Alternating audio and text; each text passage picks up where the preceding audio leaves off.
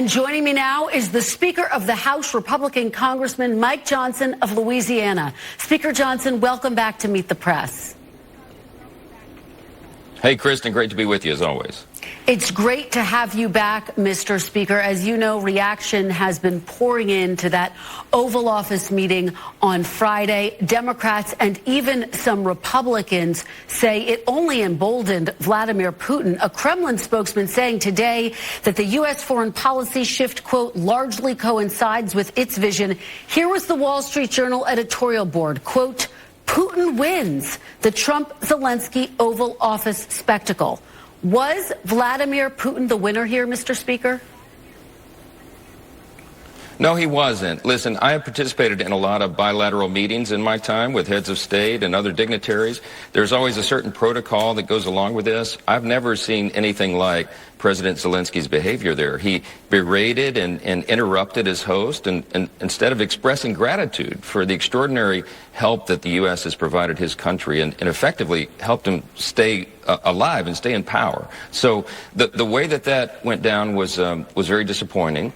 I hope and pray, frankly, that President Zelensky will come to his senses, come back to President Trump, express gratitude as he should, apologize for his behavior there, and accept this mineral rights deal, because that is the best way for us to get to a point of peace over there in that region, and it's in the interest of both countries. Well, I want to play you what you said almost a year ago when you argued in favor of sending more aid to Ukraine. Take a listen. I believe Xi and Vladimir Putin and Iran really are an axis of evil. I think they're in coordination on this. I think that Vladimir Putin would continue to march through Europe if he were allowed. I think he might go to the Balkans next. I think he might have a showdown with Poland or one of our NATO allies. To put it bluntly, I would rather send bullets to Ukraine than American boys. Mr. Speaker, do you still believe that Ukraine is an ally who the United States should support over Vladimir Putin and an axis of evil?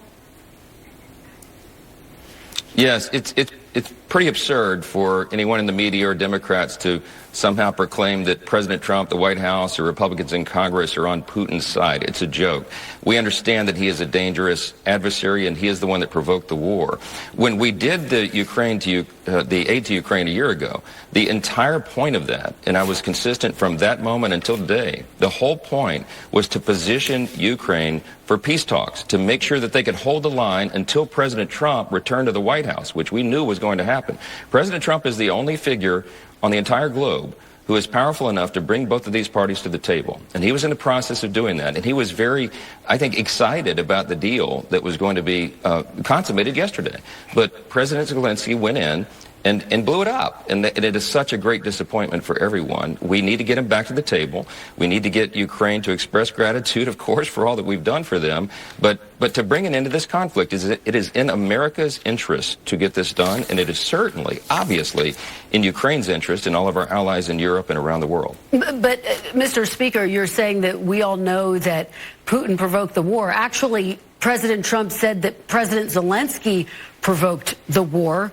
The week started with the U.S. siding with Russia and North Korea at the UN, refusing to condemn Russian aggression in Ukraine. It ended with this Oval Office confrontation with Zelensky. Is President Trump realigning the United States with Russia here? No, President Trump is trying to get these two parties to a point of peace. And it takes certain maneuvers and certain strategies to do that. You have two parties who, to this point, have not shown any interest, apparently, in getting to peace.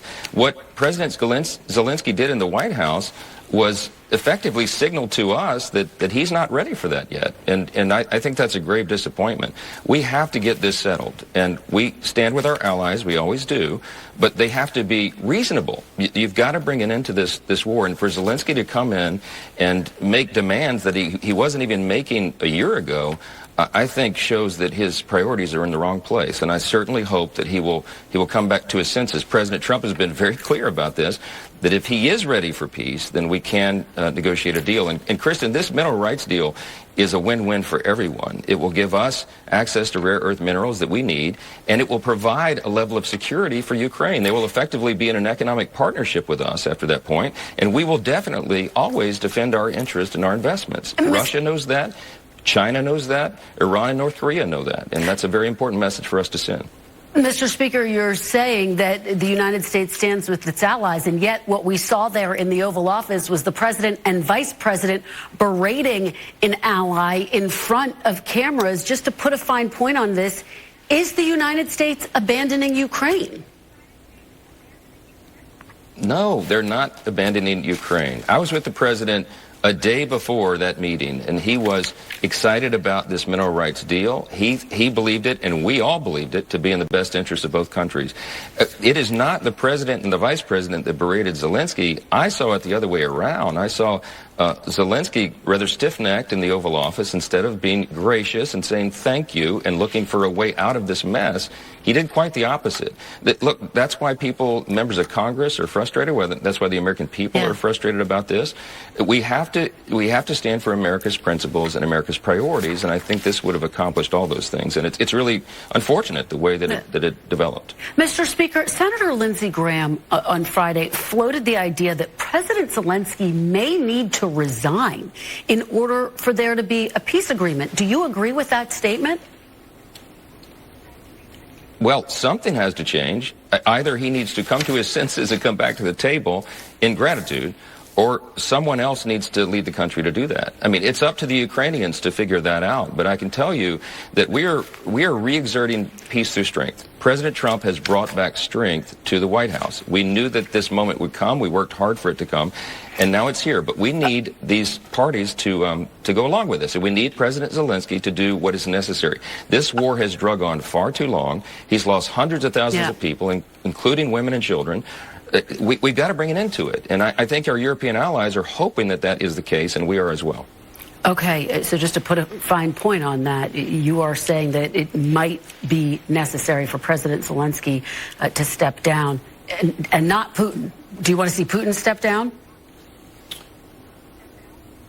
I'd like to see Putin defeated, frankly. He is an adversary of the United States. Okay. But in this conflict, we've got to bring an end to this war. It's in everybody's interest. All right. Well, I do want to talk about the big budget bill that passed through the House. Your plan calls for almost $900 billion over the next 10 years in cuts from the Energy and Commerce Committee. As you know, it's going to be nearly impossible to reach that level of cuts without touching entitlements. I know you have been asked this before, Mr. Speaker, but I need to get you on the record here again.